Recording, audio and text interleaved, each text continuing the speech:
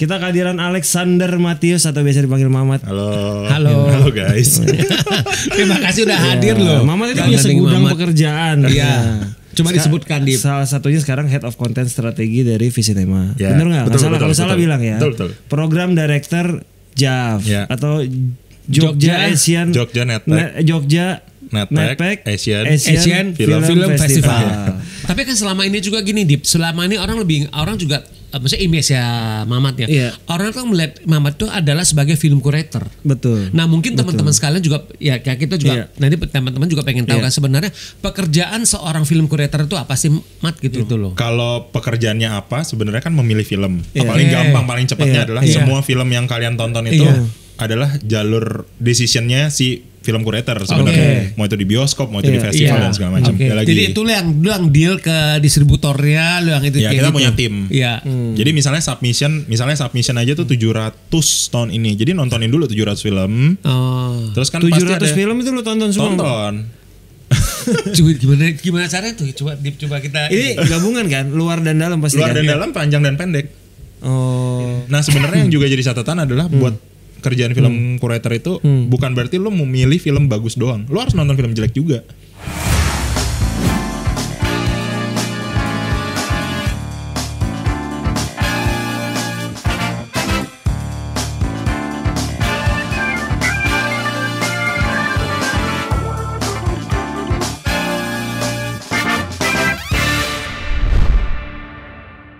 Halo teman-teman, balik lagi di program Di Belakang Layar. Hari ini kita di episode ke 184. Ini kehadiran seseorang yang waduh, pokoknya di dunia perfilman ini sangat diperhitungkan gitu. Dari mulai apalagi yang berhubungan sama festival film ini. Kita kehadiran Alexander Matius atau biasa dipanggil Mamat. Halo guys. Terima kasih udah hadir loh. Mamat itu punya segudang pekerjaan. Iya. Coba disebutkan di salah satunya sekarang Head of Content Strategi dari Visinema. Ya, Bener nggak? betul, Kalau salah bilang ya. Betul. Program Director JAV atau Jogja Asian Jogja Netpack. Jogja Netpack Asian Film Festival. Panjang tuh teman-teman. Udah dua itu doang. Dua. Program kayaknya ada satu lagi program director apa gitu. Enggak ada ya. Cukup. Dua aja Dip, tapi itu dahsyat tuh. Iya, jabatannya tuh. Iya kan? Tapi waktu lu bergabung di Visinema, tahu lu program director JAV seumur hidup gitu apa dia? Gak pernah ada kontrak seumur hidup sih, bahkan gak ada kontraknya bahkan. Nggak, tapi sama Visinemanya nggak apa-apa. Gak apa-apa. Oh, Karena udah tahu kan. Oh ya udah ya. Lu berkantor tiap hari nggak sih, Mat? Enggak. Di Visinema? Iya. Enggak. Keren banget ya. Kayaknya lu satu-satunya ya di Visinema yang boleh berkantor nggak tiap hari. Enggak gitu ya, mohon maaf ya. Mat, pertanyaan gampang dulu, Mat. Head of Content Strategi itu ngapain, Mat? Ini biar orang takutnya nggak tahu, Mat. Orang taunya kan kalau Visinema angga gitu loh. Sebenarnya kalau Head of Content Strategi itu jadinya lebih ke ya menstrategikan konten. Jadi kita memutuskan misalnya dari depan deh tanggal rilis misalnya. Kita akan memimpin diskusinya soal tanggal rilis, sebaiknya kapan. Terus challenge-nya apa kalau di tanggal ini. Kemudian dari ide cerita itu kita feedback. Pemilihan misalnya mau akuisisi IP ada yang buat diadaptasi itu jadi tanggung jawab kita gitu misalnya. Terus misalnya kalau udah masuk development, skenario di breakdown, kasih feedback. Sampai nanti udah syuting, editing, ikut kasih feedback lagi. Jadi kayak gitulah. Cukup vital loh, cukup signifikan loh. Apalagi dengan kehadiran Mamat, Visinema menghasilkan 1,7 juta penonton di Home Sweet Loan. Gak gitu ya guys. Jadi gini, Mat, kita boleh bilang dong Home Sweet Loan itu adalah salah satu achievement lu dong sebagai dong. Kecil sih sebenarnya, karena begitu gue masuk dia udah finalisasi skenario, sebenarnya hampir finalisasi skenario. Gue kasih feedback kecil waktu itu. Belum syuting kan tapi. Belum syuting. Itu baru masuk lagi di belum syuting, belum editing, belum tayang. Itu masih ada pekerjaan kontribusinya. Jadi kalau Head of Content Strategi di Visinema lu sendiri atau ada tim? Sebenarnya bareng Christian. Christian Emmanuel. Christian bukan yang produser. Produser, tapi dia juga kan head of-nya Visinema Pictures. Sekarang udah oke. Christian. Christian. Nah, Christian terus ada gue, nanti ada lagi tim IP. Oke. 2 orang. Oke. Gitu sih. Dan ada tim distribusi dan ya distribusi sih sebenarnya. Jatuhnya analisis data gitu yang berkontak sama pihak eksibitor gitu. Oke. Ini kan seluruh pekerjaan lu ya Mas, kalau dilihat dari CV lu ya Mas, semua berhubungan sama film Mas. Iya. Iya, Lu tuh betul. mulai suka sama film sejak kapan Mas? Suka sama film dari kecil. Ya mungkin momen pertama sih karena dibawa ke bioskop ya sama orang tua gitu. Apa Mat? Lu inget gak Mat film pertama lu Mat? Waktu Gue kecil? masih punya samar-samar film warkop, jadi mungkin itu mungkin bisa jadi film pertama. Tapi yang film yang paling gue ingat utuh Toy Story pertama. Oke. Itu yang bikin lu jadi jatuh cinta sama film gitu. Ya kayak masuk ke dunia yang berbeda ya mungkin sejak kecil. Nah tapi pas sejak kecil itu setelah nonton Toy Story gue runut tuh nonton film baik itu bareng keluarga, bareng teman maupun sendiri. Karena rumah gue nggak terlalu jauh sama Metropol. Iya benar. Oke. Jadi ya nonton aja. Emang udah Metropol dulu namanya Mat? Megaria. Megaria. Itu lu dari umur berapa mulai diajak nonton sama bokap? Sama orang tua lu? Sama orang tua kayaknya pas Toy Story tuh 9 berapa tuh? 96 mungkin 97 96 97 Umur kali ya. berapa tuh? Umur Berarti berapa? lu Masih SD, SMP atau? Berarti SD kali ya? di bawah 10 tahun sih. SD lah, SD kecil ya, SD kecil ya. Jadi dia dari kecil itu dia sudah punya ini mungkin ya jadi cinephile kayak gitu loh, ya kan? Ya, dan kemudian diperkuat sama Pertuan Sherina kan. Oke. Masa-masa itu kan benar-benar masa yang ya film Indonesia juga pertama kali setelah Jelangkung Buldesak ya, ya, betul. sebelumnya Betul, memang Sherina. film anak-anak gitu. Iya, Jadi iya. mengikuti perkembangannya juga gitu. Waktu lu kecil lu lebih sering nonton film Indonesia, film lokal atau film luar?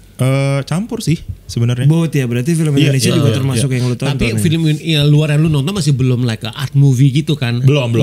Kayaknya Kayak semua Paralel orang sinema gitu belum lu nonton kan? belum. Kayaknya semua orang yang berangkat dari Iya. kecil nonton film tuh pasti film Pasti komersial. Komersial Iya, kan kayak iya. gitu. Akhirnya lu ketemu film, lu inget gak Mat? Film art apa yang pertama Iya. kali lu tonton dan akhirnya lu membuat jatuh cinta gitu Mat? Aduh, udah lupa banget lagi kalau film art. Tapi Kalau- bokap ya komersil sih sebenarnya. Mostly malah komersil ya? Mungkin film art pertama tuh di SMP SMA lah ya Apa gitu. lu masih inget gak film? Nggak pertama? inget sih.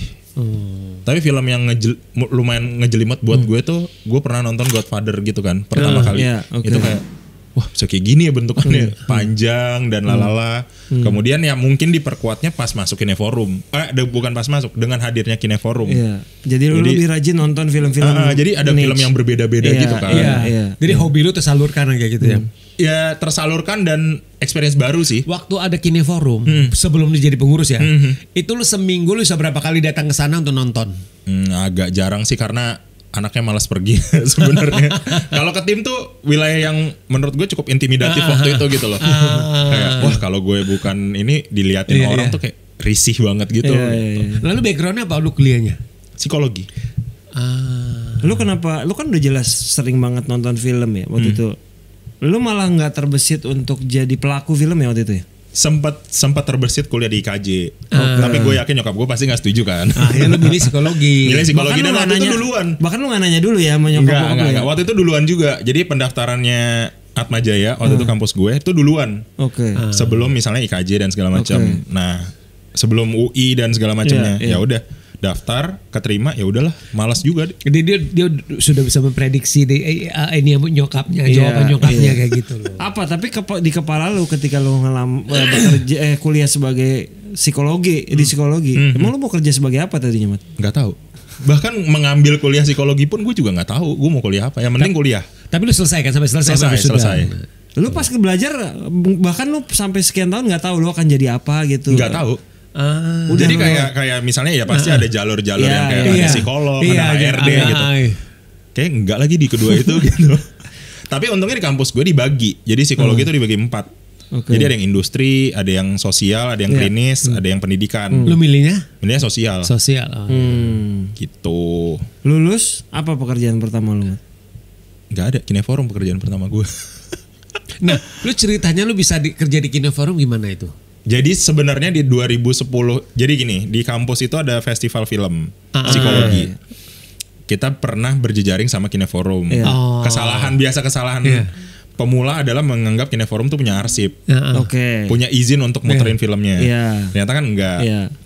Ya udah, nah ternyata masih berjejaring dengan Kineforum. Kineforum waktu itu buka volunteer. Daftarlah ikut daftar. Kayaknya mostly banyak orang film tuh memulai dari volunteer. Pasti. Gue juga kan di G-Fest kan 2 Ya tahun. udah keterima volunteer. Nah di saat yang bersamaan manajernya waktu itu Lisa Bonarahman itu membuka kesempatan untuk volunteernya, yuk yang mau bikin program buat acara bulan film nasional, itu acara besarnya Kineforum di bulan Maret. Mat, sebelum kesana tadi volunteernya lu ngapain, Mat? Volunteernya ya Mau bikin tiket kayak atau apa? Iya. Nyapu dulu, bukan nyapu sih, nyiapin Apa bangku, sih? gitu-gitu. Iya. Kayak gitu. Ushering. Oke. Termasuk itu menjadi poin plus ketika lo akhirnya bisa nonton quote-unquote gratis nggak gitu? Benar. Iya. Dan mungkin positifnya adalah ketika di Kineforum misalnya bulan film nasional, lo akan ditempatin kayak misalnya lo punya potensi di sini deh, lo ikut yang kelas ini deh. Jadi volunteernya. Jadi kayak lo belajar gitu loh. Iya. Yang kelas berarti ya model konsepnya. Ya misalnya waktu itu ada kelas kritik sebenarnya. Udah lo ikut aja, lihat gitu, volunteerin di situ gitu. Ya udah sekalian kan lo mau nggak mau denger kan. Iya. Gitu. Iya. Berarti lo akhirnya memulailah di Kineforum perjalanan pertama kali quote-unquote berkarir lah ya. Iya. Dan itu masih kuliah. Karena gue kuliah 7 tahun. Tadi kan lu sempat bilang si Bona kan sempat ngasih Lisa kan ngasih kesempatan ke volunteer itu tuh bikin yang kan film itu kan. Lu ambil gak itu? Ambil. Waktu itu gue submit 3 program. Waktu itu 3 program dipilih 1 yaitu ngomongin soal komik. Jadi film Indonesia based on komik. Karena argumentasinya adalah komiknya kan selalu biasanya superhero. Nah, ternyata film Indonesia komik tuh nggak selalu superhero. Oke. Nah mungkin itu tertarik ya, Lisa jadi tertarik ya udah bikin deh. Belajar pertama kali itu. Tapi nggak sempet sampai dijadiin project atau diwujudin. Oh. Waktu itu 3 volunteer yang kepilih. Lu salah satunya. Salah satunya gitu. Dengan lu sempet itu kenapa akhirnya lu nggak memutuskan lanjut aja, Mat? Kayaknya gue pengen jadi sutradara nih kayaknya nih gue. Enggak lagi. Kayak gue nggak bakat deh. Sama sekali enggak ya malah ya. Enggak. Karena kayak ilmunya juga nggak nyampe deh. Lumayan inferior sih gue orangnya, jadi kayak enggak deh kayaknya gitu. Dan setelah itu tuh nggak pernah yang kayak memutuskan menetapkan diri jadi kurator gitu. Sama sekali enggak. Let it flow aja. Ternyata ya masih terus. Lu berapa tahun kerja di Kineforum? Sebenarnya dari volunteer kan 2011. Terakhir itu 2016. Lama lu. Lumayan lama. Lu. Dengan lu di Kineforum, mostly gue bisa bilang kadang-kadang Kineforum itu kan mostly art film diputarnya di sana. Bisa dibilang gitu, bukan komersil film. Lu tetap rutin menonton film komersil nggak di sela-sela itu? Ya misalnya setiap Kamis ya nonton gitu. Tetap nonton. Itu membuat ini nggak sih, Mat? Membuat dari lu kayak kurang art nih film ketika komersil. Karena kan dengan 5 tahun lo bekerja di sana. Tapi mungkin jadi perspektifnya karena perspektif yang kebentuk adalah film bisa macam-macam. Iya. Oke. Jadi mindsetnya udah seperti itu. Bukan harus membuat film art lebih baik dari film komersial. Betul. Karena kan setiap statement pasti beda-beda. Iya. Gitu. Iya. Nggak ada yang salah lah intinya. Oke. Lo akhirnya dari Kineforum berlanjut ke Kinosaurus. Kinosaurus yang di Kemang ya? Kemang. Iya. Tadinya di Kemang di Aksara tadi. Di Aksara. Iya. Gimana awalnya bisa belok ke sana, Mat? Jadi waktu resign dari Kineforum, Dede langsung kontak, Dede Meiska. Meiska kan di Kinosaurus kan. Ngontak, mau nggak jadi programmer Kinosaurus gitu. Ya udah deh kita coba aja. Ya udah coba aja udah gitu. Di sana semuanya base-nya coba aja dulu. Berapa tahun di Kinosaurus? Berhenti kayaknya beraktivitasnya Kinosaurus tuh pandemi. Jadi ya pandemi sempat ada online screening, habis itu break kayaknya. 2021 karena akhirnya dari sana lu pindah ke dari Kinosaurus Flix langsung. Flix. Flix ya. Ya, Mamat ini sempat jadi apa? Sebutannya sih Mamat. Programmer bioskop. Programmer bioskop tuh apa sih tugasnya? Mungkin teman-teman pengen tahu juga job tugasnya kan sebenarnya adalah ya pasti mencari mencari film yang tepat untuk tayang di site-nya. Jadi pertimbangan terus bikin jadwal pemutaran. Terus menentukan tayangnya atau udah tayang atau turun dari layar misalnya. Itu termasuk di lu juga ya? Iya. Berarti gini, Mat. Contoh misalnya ada sebuah film yang gua nggak tahu sebenarnya regulasinya gimana, tapi kan XX1, CGV dan lain-lain menentukan tanggal segini film ini tayang. Lu ngikut juga, jadi harus ngikut. Tapi di luar itu biasanya setiap bioskop tuh punya film sendiri yang tayang di tempat lu doang. Itu lu tugasnya mencari itu juga nggak? Jadi kalau misalnya di bioskop itu beberapa bioskop karena jaringan bioskop itu punya distributor sendiri. Flix nggak punya. Misalnya Flix nggak punya, Kota Sinema nggak punya. Jadi cuman ada 3 bioskop yang punya distributor sendiri. XX1, CGV, Cinepolis. XX1 kan punya Omega dan lain-lain. Si CGV punya CBI Pictures, si Cinepolis punya Fit Pictures. Nah tapi itu nggak eksklusif jadinya, karena mungkin udah nggak boleh ya. Jadi ya ditawarkan kayak bioskop yang lain. Jadi kita bisa lihat filmnya dari CBI Pictures bisa ada di Cinepolis atau 21. Berarti lu yang mutusin lu mau ambil atau enggak tuh putar di. Betul. Kita akan lihat gitu, berdasarkan misalnya site ini bagus nggak ya untuk film ini gitu. Kalau enggak ya kita bisa mutusin untuk nggak ambil film itu. Gitu. Atau mungkin ada sempat ada nggak Mat film yang lu pegang tayangnya hanya di Flix doang gitu? Nggak ada sih. Nggak ada ya? Nggak ada karena site-nya cuma 4. Dari kacamata produser pun juga kayak kalau cuma di Flix doang nggak menguntungkan dong. Yang ada nyawa Flix doang buat pemutaran terbatas sendiri ya. Kecuali itu ya. Iya. Sampai 2023 di Flix. Di Flix sampai 2023. Dari 2021, 22 gue lupa gue. Berarti lu ke Visinemanya nggak transisi, emang sempat kosong dulu ya? Enggak langsung. Oh langsung. Begitu selesai udah selesai Flix langsung Visinema.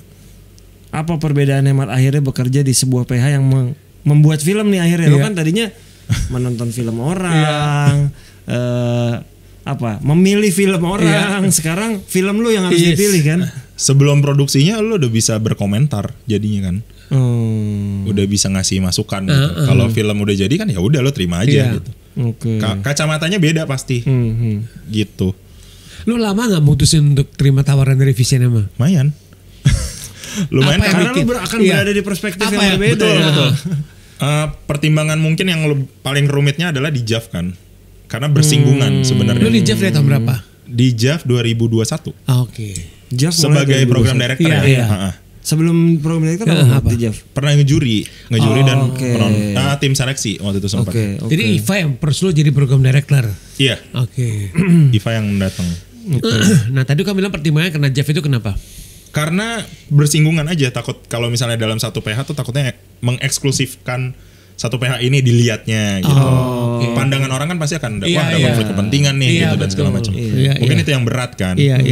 Satu sisi sih gue sangat senang di JAV sebenarnya. Tapi satu sisi ya harus punya tantangan yang lain juga gitu untuk ya karir, untuk hidup dan segala macam. Jadi waktu itu pertimbangan akhirnya ketemu jalan tengahnya. Jadi ya udah masuk deh. Di kita kan akan selalu ada jalan tengah kalau menurut gue. Betul. Apalagi kalau tiba-tiba mungkin salah satu film Visinema ya secara naluri lu menganggap ini film yang tepat untuk jadi opening atau closing gitu ya. Pasti ada omongan orang, ini pasti gara-gara Mamat nih. Sebelum gue masuk Visinema kan ada gosip itu kan. Waktu zaman 13 bom. 13 bom. Iya kan 13 bom. 13 bom. Tapi lebih ke pasti bayar nih Visinema buat closing. Sedangkan nyari film opening closing kan susahnya setengah mati ya sebenarnya. Iya. Gitu.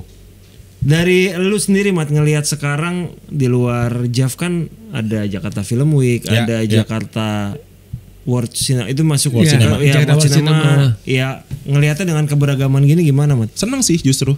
Karena kayak at least setiap kota punya festivalnya masing-masing. Setiap film punya dapat kesempatan yang lebih luas. Kita punya keragaman film selain yang ada di bioskop reguler. Dan gue ngelihat juga di satu hal ya menarik ya. Gue itu adalah misalnya terutama anak-anak muda ya, gue bilang Gen Z ya. Mereka itu juga minat mereka itu untuk datang ke festival film dan untuk menonton itu besar banget di Jakarta. Kalau di JAV kita jangan ngomong lah. JAV itu udah kayak kenduri orang-orang film sama industri files kayak gitu ya. Seperti itu sih gue melihat. Waktu gue datang tuh yang Jakarta Film Week itu gue datang openingnya. Orang ngantri opening itu ngantrinya itu panjang banget. Gue bilang ternyata minatnya itu besar ya gitu. Jadi gue ngerasa gue melihat kayak zaman yang waktu G-Fest, gue sempat jadi volunteer G-Fest kan 2 tahun berturut-turut. Spiritnya itu gue lihat ini kok ada kayak gitu loh, seperti itu. Ngelihat orang rebutan beli tiket di JAV orang dengan sabar unik loh. Dan orang dengan sabar ngantri gitu ya di CGV itu untuk ngambil tiketnya itu gue bilang Orang di JAV tuh gue kalau lagi lihat orang ngantri kan ketika jamnya ada yang sama kan pintu belum dibuka udah pada ngantri kan. Ngantri unik juga ya orang-orang ini, keberagaman yang benar-benar pengen nonton duluan film yang ini yang bahkan belum tayang bahkan mungkin belum tentu dapat tanggal tayang gitu kan. Ada dong, ada film-film Benar. dapat tanggal tayang di bioskop juga belum tentu kan. Gue soalnya ingat nonton film, ada satu film yang gue nonton Jav tahun lalu sampai sekarang belum dapat tanggal tayang di bioskop. Horor. Iya. Film terbaik lagi. Tapi kan selama ini juga gini Dip, selama ini orang juga maksudnya image ya Mamat ya. Iya. Orang tuh melihat Mamat tuh adalah sebagai film curator. Betul. Nah mungkin teman-teman sekalian juga ya kayak kita juga nanti teman-teman juga pengen tahu kan sebenarnya pekerjaan seorang film curator itu apa sih Mat gitu loh. Maksud gua buat teman-teman juga bisa biar mereka juga bisa gimana sih lu biar mengerti. Bisa objektif dalam memilih film gitu loh. Kalau pekerjaannya apa sebenarnya kan memilih film. Paling gampang, paling cepatnya adalah semua film yang kalian tonton itu adalah jalur decisionnya si film curator sebenarnya. Mau itu di bioskop, mau itu di festival dan segala macam. Terus kalau pertimbangannya supaya objektif, ya balik lagi sebenarnya aimnya rumahnya tuh apa. Misalnya festival A sama festival B mungkin sama-sama festival tapi aimnya beda gitu. Jadi itu yang akan mempengaruhi si kurasinya gitu. Nah, kalau gue pribadi sebagai objektif, gue akan menutup mata siapa yang buat. Itu pertama dulu, karena menurut gue kalau misalnya gue mengistimewakan si pembuatnya, berarti gue mengkerdilkan yang misalnya yang baru gitu, filmmaker baru. Karena menurut gue salah satu poin penting kurasi adalah lo harus ngasih sesuatu yang baru, memperkenalkan gitu. Ketimbang untuk men-share gitu, mempromosikan yang udah besar gitu. Jadi kan itu memperkenalkan film itu bisa dengan berbagai macam genre kan. Betul. Siapapun apapun genrenya, siapapun pembuatnya, dari mana dia pembuatnya, pendek atau panjang, dokumenter atau fiksi itu ya lo harus bisa luas. Gitu dan harus adil. Adil maksudnya? Adil ya berarti jangan kayak misalnya dokumenter kayaknya bosen deh, nggak usah deh gitu. Ya nggak bisa kayak gitu. Misalnya kalau art house pasti nggak rame nih, nggak bisa kayak gitu juga. Lo harus balance. Makanya tergantung rumahnya sih sebenarnya. Kadang ada orang yang kalau di Indonesia Mat ya, sebenarnya mungkin di luar negeri juga ada sih Mat. Film yang biasanya menang di banyak festival, kebetulan kalau di Indonesia biasanya tidak melahirkan banyak penonton. Secara reguler. Betul. Tayangnya juga udah susah. Ketika tayang dapat layar nggak banyak, akhirnya impactnya penontonnya pasti nggak banyak. Dan orang beberapa pasti bilang namanya film menang di festival pasti berat. Kenapa lo ngeliat gitu Mat biasanya Mat? Ya udah terbiasa dibilang kayak gitu mungkin ya. Karena festival itu kan berjalannya panjang. Mungkin ada waktunya waktu di masa festival itu slow cinema itu adalah film festival gitu yang lagi jadi juara gitu. Nah, itu terbawa misalnya. Wah, ini harus serius dan segala macam. Mungkin kemasannya bisa juga kemasan filmnya dilihatnya terlalu serius atau kemasan promo festivalnya atau itunya terlalu serius gitu. Jadi kayak nggak light gitu. Jadi menurut gue menarik orang ke bioskop sama mempresentasikan filmnya kan dua hal yang berbeda ya. Challenge-nya kan narik orang tuh ya marketing tools gitu yang lain gitu. Nah, itu yang mungkin nggak bisa disampaikan dengan baik atau lebih dengan bahasa yang lebih ringan sama si ininya. Dan bukan plusnya. Tantangannya adalah programmingnya kan sama di tempat yang mana lo putar gitu. Karena kalau misalnya let's say di festival rame gitu sebenarnya. Tapi kalau di reguler nggak rame, ya penonton lo beda aja gitu. Karena kalau di festival kan crowdnya jelas. Orang datang ke festival kan purpose-nya jelas kan kayak gitu loh. Kalau ada dua pertanyaan ini Mat. Mungkin nggak film komersil menang festival dan mungkin nggak film festival jadi komersil?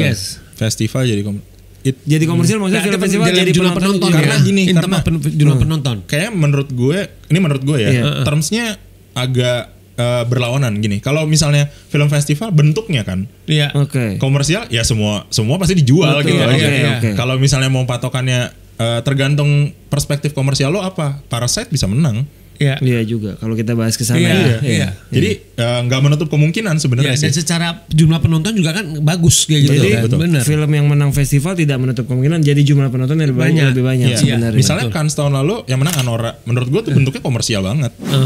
Sebenarnya Parasite pun menurut gue juga masih pop dan komersial sih kalau menurut gue. Nggak semerta-merta yang susah dipahami bahkan film itu menurut gue. Jadi sebenarnya orang Indonesia, gue nyebut Indonesia karena kita di Indonesia. Ketika bikin film mau bikin untuk festival, nggak harus ujuk-ujuk kita harus susah nih bikinnya. Ya. Sebenarnya nggak harus itu kan ya Mat ya? Pilihan kan sebenarnya, Iya. balik lagi. Dan menang festivalnya kan tergantung festival apa. Iya. Festival banyak Banyak banget. banget. Dan Iya, tiap festival macam. pasti goalsnya juga beda. Beda-beda. Rumahnya beda-beda kata lain seperti Iya. itu. Iya. Sekarang kita ngobrolin JAF 2024 nih Mat. Udah preskon kan minggu lalu udah boleh ngasih tahu film. Mungkin ada yang belum nonton, Mat. Belum tahu Mat. Film opening apa, film closing apa. Nah, openingnya Samsara. Oke, film Samsara dari Mas Mas Garin. Garin. Nah, Oke. jadi di JAF itu nanti openingnya yang memang versi bioskop.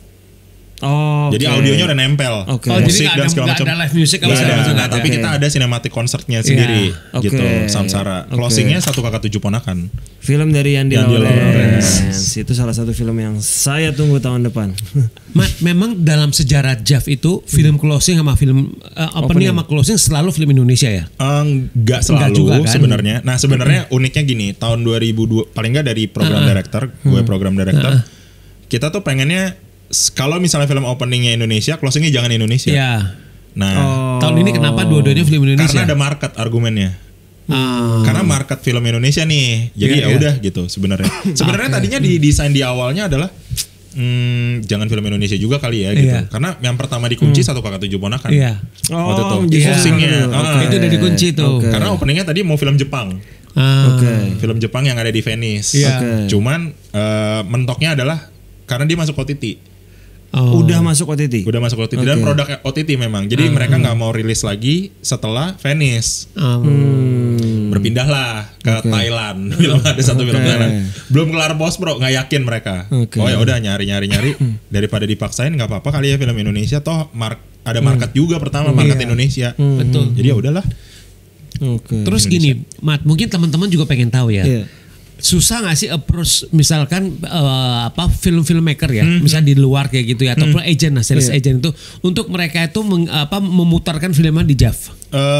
Biasanya seperti apa sih mekanismenya? Biasanya kalau misalnya jadi gini, ada yang sistemnya kan kita buka open submission.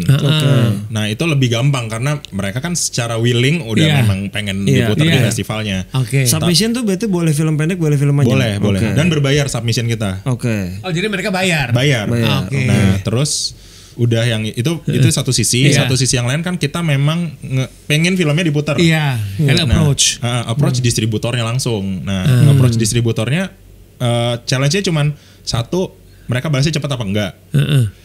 Kedua, screening fee-nya mahal atau enggak. Mampu atau enggak kita bayar gitu. Oh jadi kalian tetap harus bayar. Jadi Bayar. teman-teman sekalian itu loh, ini satu pemahaman juga bahwa film-film yang diputar di festival itu ada apa submission fee-nya ya. Iya, screening fee namanya. Screening Screening fee, fee. teman-teman sekalian. Oke. Tuh, ada Gitu. screening fee. Jadi kalau misalnya JAF 2024 gitu ya, kita punya ada satu film klasik Jepang Iya. gitu, baru direstorasi.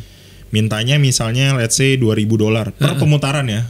Bukan satu festival. Berarti kalau itu tuh Nah, itu yang bisa minta tuh- lu ya Mat ya? Dari Yang mereka minta akan buka harga. Oh, mereka buka harga. Buka harga. Terus Kita kalian bernegosiasi. maksimal bisa berapa kali bayar? Berapa kali putar, sorry.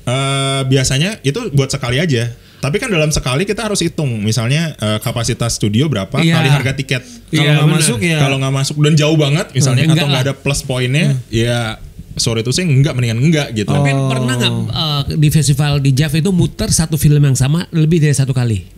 Biasanya kita Dari 2 luar. kali Itu maksimal. delay kayak gitulah ya. Ya, Oke. maksimal 2 kali. Tapi pernah nggak Mat ada film yang secara matematika tidak menghasilkan keuntungan, Tapi tetap lu lu ambil. dari semua tim pengen banget muterin Iya. film itu di sini buat lo. Ada tahun lalu juga ada sebenarnya, tapi dalam konteksnya kenapa diperjuangkan adalah karena satu harganya mungkin nggak terlalu jauh pertama, kedua sebagai marketing tuh besar banget, ketiga filmnya memang penting dalam sirkuit internasional misalnya. Oke. Kebetulan di Indonesia juga belum ada rencana buat tayang di bioskop waktu itu ya Mat? Nggak ada dan kayaknya nggak mungkin. Oke. Biasanya dalam sebuah festival di JAF itu ya, berapa film yang akan diputar? Lu harus milih berapa film? Pokoknya slot yang tersedia buat di Empire yang di venue-nya itu 145 slot. 145 slot. Oh, Iya. maksudnya 145 show ya? Show. Show. Itu Dibagi termasuk dalam 8 hari. 8 hari. Jadi misalnya tahun ini tuh 180 film in total. In total. Termasuk di dalam Jav Market enggak ya? Enggak, Beda lagi. Jadi itu lu yang deal ke distributornya, lu yang itu Ya kayak kita gitu. punya tim. Iya. Jadi misalnya submission aja tuh 700 tahun ini. Jadi nontonin dulu 700 film. Oh. Terus kan 700 pasti ada film itu lu tonton semua. tonton. Coba gimana caranya tuh? Coba kita. Ini gabungan kan, luar dan dalam pasti Luar kan? dan dalam, panjang dan pendek. Oh. Lu gimana cara memanage waktu lu menonton 700 film itu, Mat? Ya sebisa mungkin aja sehari nyicil 2, 3 sampai 4 lah. Karena tuh 700 gabungan film pendek dan panjang juga Betul. kan. Gitu. Itu film luar pasti harus bersubtitle Inggris kan, Mat ya? Iya dong. Nonton film Kamboja gitu, Mat. Tapi kadang-kadang tuh punya challenge-nya adalah kalau misalnya nggak ada subtitlenya adalah lu bisa memahami visualnya dulu. Ada yang ngirim gak pakai subtitle, Mat? Bisa aja kelupaan atau apa gitu. Iya, iya. Tapi lu bisa jadi kayak wah visualnya kayak gini nih bentuknya gitu. oke. Jadi lu bisa mencoba untuk memahami. Kalau lu bisa paham sih kayak dan menarik bisa jadi plus point juga kan. Iya, karena kalau nggak menjaga, ya lu jaga sehari nonton 15 gitu. Elunya juga endurance nggak enak, akhirnya malah nggak objektif. Jadi ya, jadi film creator itu gak gampang loh teman-teman sekalian. Maksudnya jangan dipikir oh cuma milih-milih film doang. Milih dia harus nonton, ya kan? Dibagi nggak sih, Mat? Maksudnya dari 700 lu nonton 200 ya atau harus lu 700 semua? Kita kan sebenarnya baginya panjang dan pendek. Oke. Kalau tahun ya biasanya gue akan nonton semuanya karena gue akan ngelit diskusi selectionnya. Jadi misalnya oh ini menarik nih gitu-gitu dan segala macam. Tapi gue akan membebaskan misalnya tim pendek dulu nih. Oke. Mereka udah punya penilaian kan, udah punya penilaian dan segala macam. Kalau buntu gue bisa ikutan karena kalau udah nonton filmnya. Kebayang nggak film creator tuh otak sama ingatannya segimana? Karena kan dia harus hafal. Ya, gue yakin lu bikin notes lah, tapi kan dia harus hafal film ini apa yang. Ya intinya gini, Mas, kalau dari awal film nggak layak dia langsung coret aja kan? Lu tapi tipe gini nggak, Mat? Film 90 menit. Lu tuh udah nggak dapet sense-nya di 10 menit pertama. Tetap lu selesain nggak? Atau lu pas aja? Feelingnya ada tapi tetap harus diselesain karena bisa jadi bisa di belakang. keterkejutan. Iya. Tapi lu pasti punya kalau misalnya lu sering nonton film 10-15 menit nih udah berat nih hidup gua akan berat nih gitu aja. Tapi pasti lu selesaikan. Pasti diselesain, harus diselesain. Nah, sebenarnya yang juga jadi catatan adalah buat kerjaan film curator itu bukan berarti lu memilih film bagus doang. Lu harus nonton film jelek juga. Tuh teman-teman sekalian tuh. Lu harus nonton semua film. Kalau nggak, lu nggak tahu perbandingannya dan bisa jadi sebagai misalnya kalau lo ada project yang banyak. Tadi kan gue bilang rumahnya banyak. Jangan-jangan film yang lo anggap jelek bisa masuk. Nah, gue mau nanya lagi ini. Lu kan film creator, lu udah tahu dong film bagus itu udah ada ini lu kan. Lu gimana lu bisa menghandle film jelek dan nonton sampai selesai? Dan ternyata lu lihat 2,5 jam lagi. Gimana coba lu memanage emosi lu, memanage itu lu untuk lu bisa selesai sampai selesai? Ya bagian dari kebiasaan aja sih ya. Tapi biasanya udah ngambil makanan dia Mas itu udah ngambil makan dia. Kayak udah ya pasti ada keyword yang mungkin bisa lo pergunain gitu nantinya. Misalnya lo kan gini, film yang dianggap jelek buat kita belum tentu buat penonton yang akan dituju ke festival atau ruangannya gitu. Itu udah gampang loh jadi. Itu kan lo masih objektif karena menurut lo ini bukan pangsanya tapi ternyata penonton gue butuh nih. Betul. Iya. Apalagi again Mas, program director di bioskop sama di sini udah pasti beda lagi nih. Beda kan?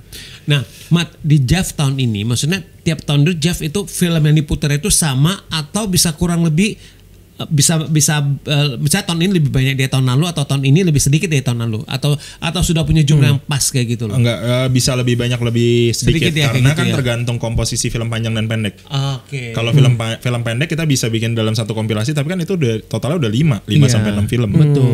Jadi bisa lebih panjang, bisa lebih pendek. Lebih banyak atau lebih sedikit. Oke, jadi agenda JAV tahun ini ada apa aja, Mat? Pertama tadi film opening closing. Rotu dulu kan. Rotu akan ada di mana, Mat? Makassar kalau nggak salah tahun ini. Jadi kerjasama sama Hong Kong, HKETO, Economic and Trade. Terus kita akan muter 2 film Hong Kong. Terus nanti opening festival, opening tanggal 30 November 2024. Terus di tengah-tengah ada JAV Market. Tanggal 3 sampai 5 Desember. Terus closing tanggal 7. Sama kompetisi tetap ada. Kompetisi tetap ada. Biasanya kalau kompetisi itu Indonesian only atau enggak Indonesian. Jadi gini, kompetisi di JAV itu kan ada berbagai macam ya. Betul. Paling tingginya main competition. Itu semua. Jadi nggak harus Indonesia semua. Jadi internasional tuh tetap ikut masuk di situ ya, Mat. Ikut. Nggak dibedain. Enggak. Sudah lu pilih lah ya yang Betul. masuk main competition ada berapa film udah Betul. udah ada. Terus pendek ada kan kompetisi Iya, sendiri itu juga iya. sama. Iya. Nggak harus Indonesia semua. Iya. Oh. Baru ada satu program yang khusus Indonesia, tapi jurinya Iya. dari luar semua. Iya. Oh. Jadi perspektif dari luar yang pengen kita cari gitu. Oke. Kalau Menarik ya. main competition jurinya Jurinya bisa Termasuk lu nggak? ada orang Indonesia. oh. Ada orang Indonesia luar juga. ada orang luar juga. Oke. Di mix. Oke. Semuanya di mix kecuali yang Indonesia tadi. Dan selalu ada ketua dewan jurinya ya. Nah, itu tergantung kesepakatan sebenarnya. Oh mereka aja. Karena ada cuma yang bertiga. berbeda. Oh iya. Biasanya cuma bertiga. Jadi kayak Agak banyak sih. metodenya, terus pemilihannya Iya. kita serahkan ke Oke. mereka. Iya. Kalau film yang udah tayang di festival lain sejenis itu biasanya tayang di JAV boleh apa gimana, Mat? Kita nggak pernah nutup pintu sih. Tapi nggak bisa dinilai. Mungkin bedanya bukan jadi opening closing iya, aja Iya, kali, Mat. bedanya mungkin nggak jadi Beda, opening bener. closing. Dan masuk kompetisi nggak kalau kayak Masuk gitu? kompetisi ada beberapa yang masuk kompetisi. Kayak tahun ini ada satu dokumenter Thailand itu udah diputar ke semua festival kayaknya. Tapi tetap masuk kompetisi. Masuk kompetisi. Karena kan bisa jadi kayak misalnya kita udah oke nih kita udah suka gitu. Ternyata kan dia masuk ke festival itu ya paling jadinya kalau di JAV sampai hari ini gitu ya. Dalam kasus misalnya dia premier atau enggak minimal Indonesian premier atau enggak paling lebih ke dapat fasilitasi atau enggak gitu. Misalnya dapat hotel atau enggak, dapat transport atau enggak gitu-gitu aja sih.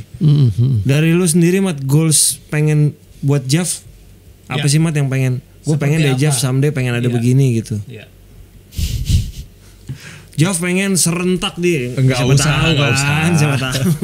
Karena kalau menurut gue ya sebagai sebuah festival film gak cuma di Indonesia aja, tapi kalau menurut gue JAV sudah diperhitungkan di Asia loh kalau menurut gue. Iya, setuju. Iya loh ya, Setuju. bukan Asia Karena yang Tenggara, datang ke bukan Asia JAV kan Tenggara, not just orang Asia. Indonesia Betul. lagi kan, Iya. orang luar udah datang Iya gitu. kalau menurut gue udah segitu tuh maksud gue itunya ya powernya kayak gitu loh, positioningnya Iya. gitu loh JAV. Atau mungkin siapa tahu gue pengen targetnya adalah minimal sekian puluh negara dari film yang tayang gitu, Iya. Mat.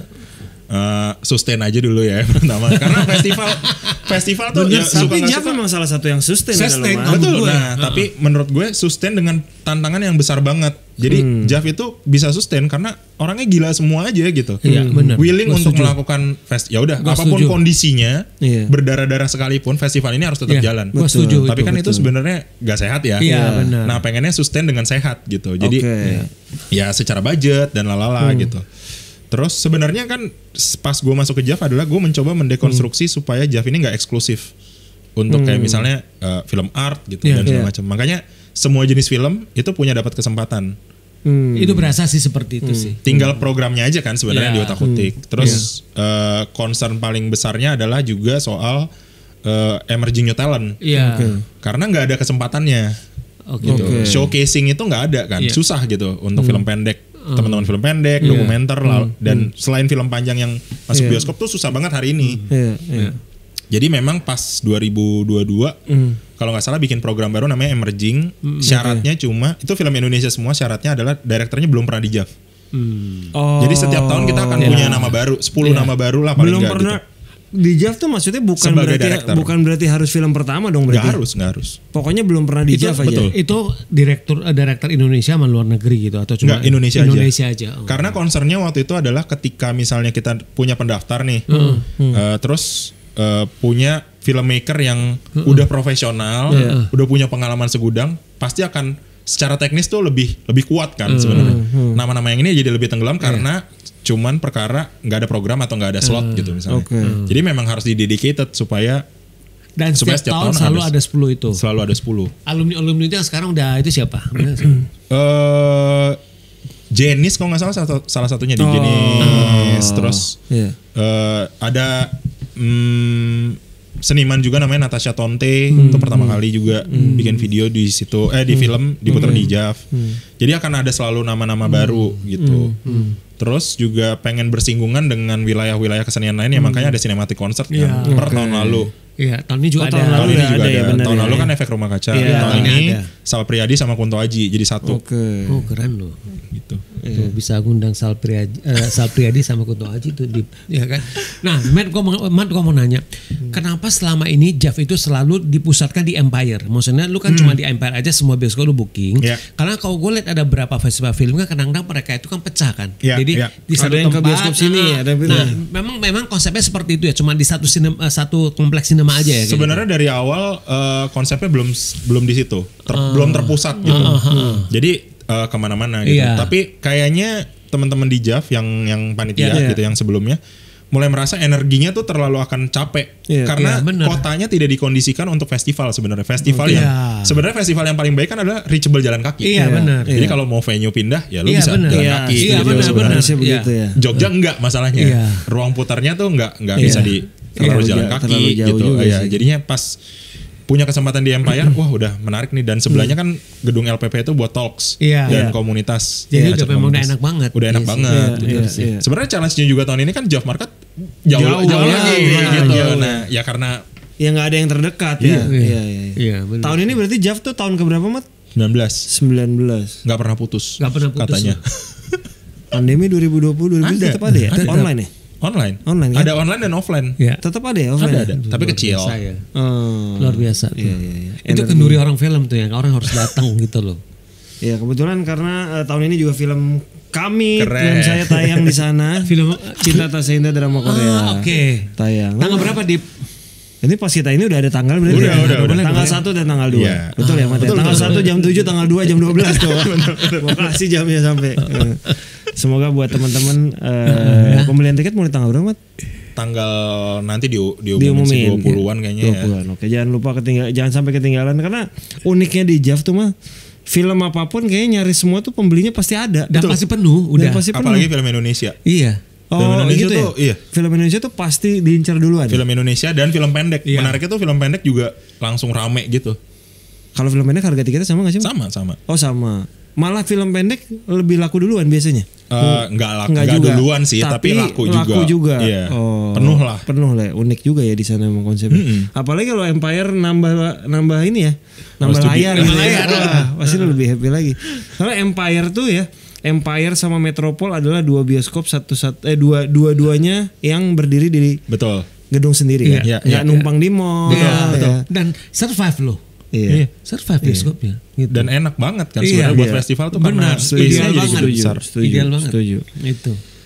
Kalau dari lu pribadi, Mat, terakhir, goals lu mau ngapain, Mat? Beberapa tahun ke depan yang belum lu, yang atau siapa tahu akhirnya kayaknya emang bener deh gue punya PH sendiri deh. Nah, siapa tahu atau gue kayaknya pengen jadi, gue nggak tahu apa, kurator di luar negeri misalnya gitu. Nggak tahu ya. Belum ada selain ngejual rumah yang belum laku-laku sih, Mat. Kita doakan laku ya. Udah dipakai lo di 2 hati biru. Film X 2 Hati Biru. Kalau jual bikin film nanti dia lo. Lo kasih insert ya. Ini teman-teman, ini Mama tuh lagi jual rumah belum laku-laku. Ini nih ada postingan Mamat nih. Film ini dipakai di film 2 Hati Biru. Masih open negotiable. Mungkin habis ini jual. Siapa tahu laku kejual habis ini. Goals ya. Mungkin ini sih lebih ke pengen lihat langsung festival luar negeri lebih banyak aja. Sebenarnya kan 2 tahun belakangan kan udah terbantu dengan ada bantuan dari Kemendikbud misalnya. Itu kayaknya cuma baru Cannes dan Busan. Sempat berangkat ke sana. Sempat. Dan itu sangat membantu karena bisa melihat bagaimana festival berorganisasi secara langsung. Terus juga bisa nonton film, jadi hunting filmnya jadi lebih cepat gitu. Dan bisa langsung kenalan sama distributor di marketnya gitu. Gitu. Terus ya ke festival-festival secara langsung sih sebenarnya. Yang belum pernah kan misalnya let's say Locarno yang jauh banget gitu. Gitu. Jadi mudah-mudahan tahun depan Mamat lebih sering banyak ke festival film di luar negeri. 5 benua. Iya kan. Sebenarnya goals yang lebih besar lagi sih sebenarnya harapannya adalah ada ruang-ruang festival itu jadi lebih banyak di Indonesia dan sustain ya. Iya. Sekarang kan kata ada beberapa sustain sih. Festival yang senior kayak JAV itu kan ada FFD, ada Mini Kino gitu-gitu kan. Nah, pengennya di setiap let's say di setiap kota provinsi di Indonesia tuh punya satu gitu yang kemudian bisa jadi apa ya? Bisa jadi ya festif bareng-bareng. Ya lumayan sustain juga Bali ya. Yang Bali Mahakarya itu ya. Terus karena kecil-kecil udah ada kayak Solo Film Festival pun juga. Nah, festival film Solo udah nggak ada. Oh sekarang nggak ada. Nah jadi makanya challenge-nya adalah film pendek itu nggak punya ruang. Maksudnya zaman dulu mungkin ada kayak Confident misalnya atau festival video independen Indonesia. Terus di zamannya generasi gue tuh ada 21 Short misalnya, atau festival film Solo. Sekarang nggak ada. Paling tinggal Mini Kino Film Week aja yang besar. Terus harapannya juga ada ruang yang sifatnya lebih reguler. Yang programnya beda dengan jaringan bioskop komersial. Jadi sehingga let's say film Indonesia bisa punya jam tayang lebih panjang. Terus film-film yang tadi pendek dan alternatif punya showcase sendiri yang sifatnya lebih reguler. Sehingga komunitasnya kebentuk ya penontonnya jadi kebentuk kan. Sebenarnya itu sih pengennya. Another Kinosaurus memang sepertinya dibutuhkan lagi kalau ada. Setuju gue. Karena itu kadang tempatnya film-film pendek bisa diputarkan kan. Iya betul. Dan jadi ruang temu misalnya kayak let's say misalnya tim Imaginary gitu ya. Misalnya sedang tayang atau sudah tayang bertemu dengan penonton dan ngebahas filmnya tuh nggak ada kesempatan itu kan sebenarnya. Betul. Karena cuma ketemunya di bioskop itu juga nggak dua arah kan. Cuman say hello bye bye aja. Iya benar. Tapi lu sendiri punya goals nggak Mat? Kalau tiap tahun harus ada film Visinema yang tayang di festival Mat? Pengennya ya sebenarnya. Ya pengennya sih. Jadi sebenarnya pengennya ya pasti balance ya. Bisa direkognisi di dunia internasional sama dapat apresiasi di dalam negeri juga gitu sih. Memang harusnya seperti itu gitu. Karena zaman sekarang tuh kayaknya rasanya udah nggak bisa berkutat di dalam negeri doang gitu. Segala peluang ke luar negeri juga terbuka ya. Let's say pemutaran di Malaysia misalnya atau di negara lain tuh jadi terbuka dan tidak sedikit film yang di Indonesia flop ternyata di luar negeri betul. Laris loh. Itu lagi banyak nih yang begitu. Gitu. Dan kebalik ada film yang di Indonesia banyak penontonnya ketika di luar di sana ternyata flop gitu. Karena pasar luar tuh agak unik kadang-kadang genrenya bisa nggak ketebak tuh. Itu. Oke Mama, thank you banget sudah berbagi tentang JAV dan lain-lain. Dan juga pekerjaan sebagai kurator film ya. Betul, ya, pekerjaan Mamat yang banyak ini. 700 film ditonton. Loh.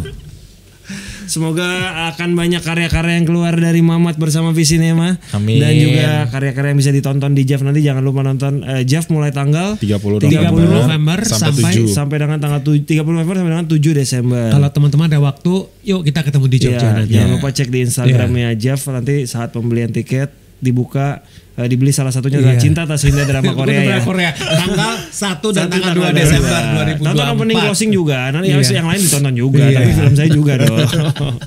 Mama thank you banget sehat-sehat. Semoga kita bisa berkolaborasi someday.